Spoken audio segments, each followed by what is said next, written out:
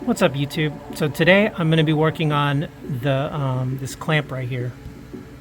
You can see it's kind of spitting a little bit of grease. So I did buy a new clamping tool. Let me show you. So this is the tool I bought. It's a Chinesium knockoff off of a proprietary Toyota and Lexus tool, and what it does is it goes around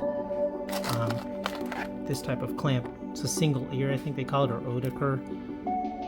I did a lot of research on clamps, and it seems like this was Amazon's choice. I've never tightened clamps before, but I guess there's a first time for everything. Yeah, so we'll see how it goes. So one of the things I did that I think may have caused it is the suspension tends to sag when it's in the air, as you can see. So what I did is I took a jack and I lifted the tire a little bit, and that makes the axle a little more even. So to remove this kind of clamp, the first step you got to do is position the wheel so you can get a flathead screwdriver and pry those tabs. And once you pry them off, you should be able to just loosen, and then you can clip it and break it. Okay, I've loosened both sides, and you